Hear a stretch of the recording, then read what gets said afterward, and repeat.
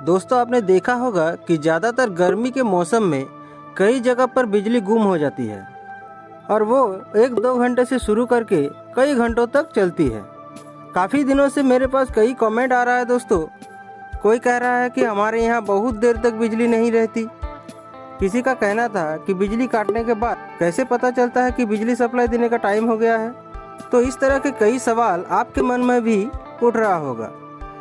तो दोस्तों, ये जो फेनोमेना है इसे लोड शेडिंग कहते हैं। तो आज की वीडियो में हम डिटेल्स में जानने वाले हैं कि लोड शेडिंग क्यों किया जाता है, कहाँ से लोड शेडिंग की जाती है, लोड शेडिंग करना है ये डिसीजन कौन लेता है, कितनी देर तक लोड शेडिंग करना है ये कैसे पता चलता है।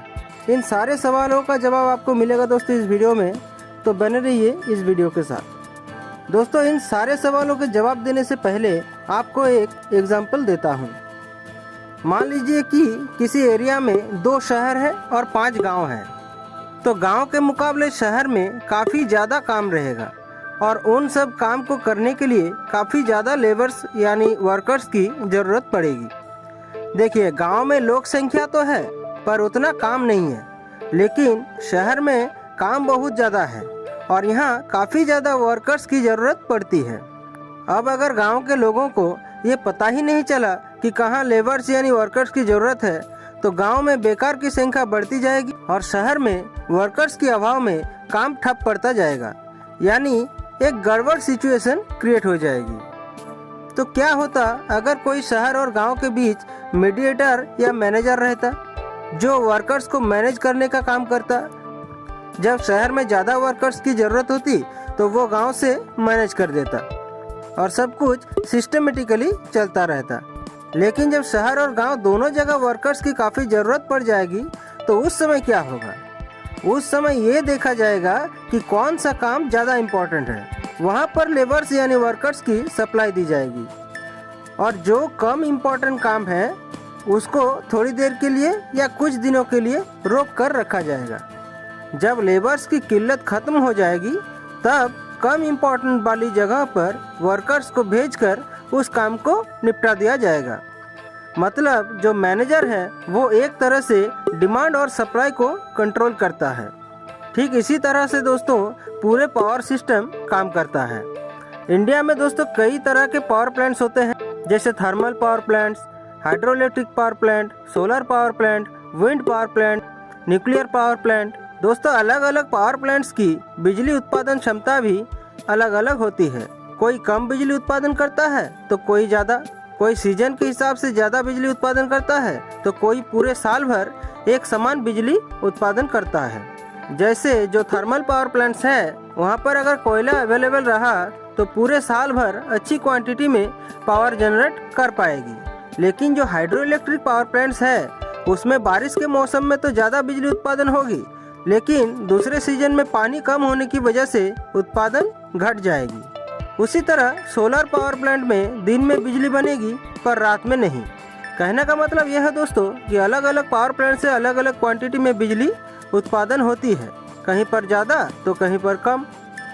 इसी तरह से दोस्तों इंडिया में अलग अलग जगह में बिजली की खपत भी अलग अलग क्वांटिटी में होती है। कहीं पर ज़्यादा बिजली की रिक्वायर्ड होती है तो कहीं पर कम बिजली की। जैसे इंडिया में 5 रीजनल ग्रिड है।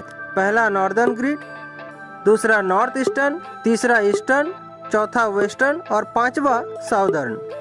ये सारे रीजनल ग्रिड आपस में इंटरकनेक्टेड होती है। तो ईस्टर्न या नॉर्थ ईस्टर्न रीजन की मुकाबले साउदर्न रीजन में ज़्यादा पावर की रिक्वायरमेंट होती है, लेकिन साउदर्न रीजन में प्रोडक्शन रिक्वायरमेंट के हिसाब से कम होती है। तो आपने देखा कि जैसे अलग अलग जगह पर अलग अलग क्वांटिटी में पावर जनरेट होती है, उसी तरह अलग अलग जगह पर यानी अलग अलग एरिया में पावर की रिक्वायरमेंट भी अलग अलग होती है। तो ऐसी सिचुएशन में किसी को तो होना चाहिए जो ये पता लगाएं कि कहाँ कितना पावर जनरेट हो रही है और कहाँ पावर की रिक्वायरमेंट ज़्यादा है, ताकि जहाँ पर पावर ज़्यादा है लेकिन खपत कम, वहाँ से एक्स्ट्रा पावर को ड्रॉ करके जहाँ पर पावर की रिक्वायरमेंट ज़्यादा है वहाँ तक भेजा जा सके। क्योंकि ऐसी पावर को हम स्टोर नहीं रख सकते, उसको उत्पादन करने के साथ साथ ही डिस्ट्रीब्यूट कर देना पड़ता है।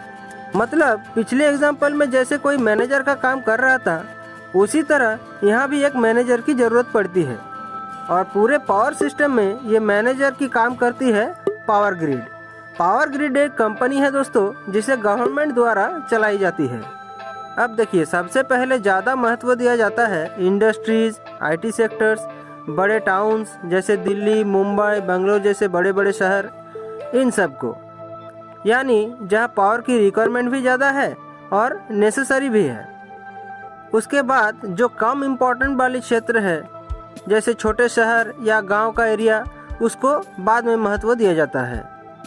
जब सिस्टम में ज़्यादा लोड पड़ जाती है तो जो थर्मल पावर प्लांट्स होते हैं उनके ऊपर ज़्यादा पावर जनरेट करने की प्रेशर आती है, क्योंकि बाकी के मुकाबले थर्मल पावर प्लांट जल्दी से पावर की रिक्वायरमेंट को पूरा कर सकती है।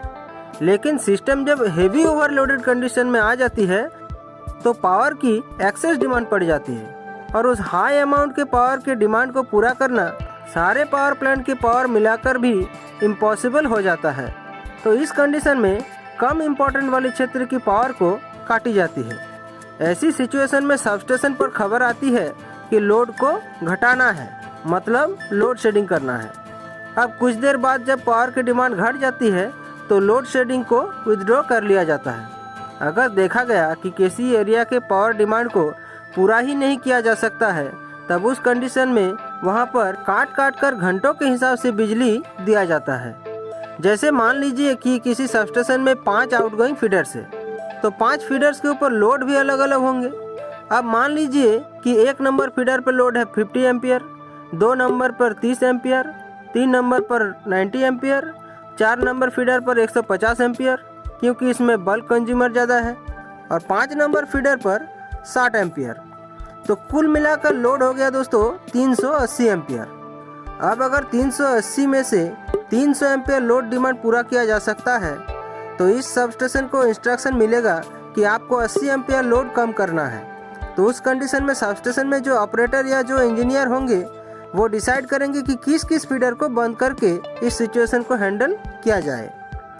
तो इस कंडीशन में वो 1 और 2 नंबर फीडर को या फिर 2 और 5 नंबर फीडर को ऑफ कर देंगे, क्योंकि ये फीडर्स के लोड लगभग 80 एम्पियर के बराबर है। ये जो फीडर बंद किया जाता है ये डिपेंड करता है दोस्तों कि कौन फीडर कितना वाइटल है। जो फीडर ज़्यादा वाइटल है उसको बंद ना करके जो रूरल फीडर होता है वहाँ का लाइन आगे काटी जाती है। लेकिन जब तक लोड लेने की क्षमता 150 एम्पियर से कम नहीं हो जाएगा तब तक 4 नंबर फीडर को बंद नहीं किया जाएगा, क्योंकि दोस्तों उसमें बल्क कंज्यूमर ज़्यादा है, यानी उसमें फैक्ट्री वगैरह है। जब 150 एम्पियर के पावर के डिमांड को भी पूरा नहीं किया जा सकेगा तभी जाकर 4 नंबर फीडर को बंद किया जाएगा।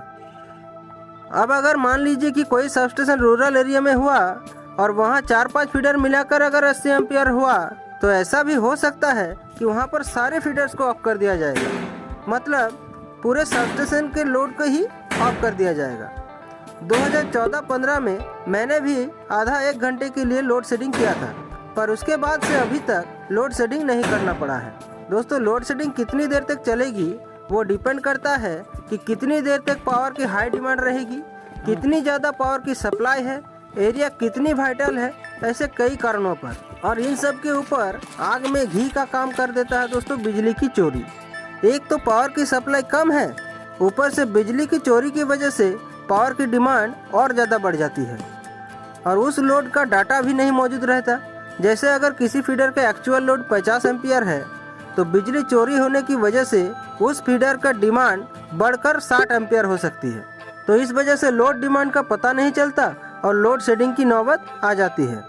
तो बिजली चोरी करके मजा ले रहा है चोर, लेकिन परेशानी आपको झेलना पड़ जाता है। तो इसलिए बिजली चोरी ना करें, ना करने दें। तो दोस्तों, आशा करते हैं कि इस वीडियो में आपके सारे सवालों का जवाब मिल गया है। अगर अभी भी कुछ जानना बाकी है तो कमेंट में ज़रूर बताएं। वीडियो पसंद आया तो दोस्तों लाइक ज़रूर करें और इसी तरह की इंटरेस्टिंग वीडियो पाने के लिए फेयर नॉलेज चैनल को जरूर सब्सक्राइब करें।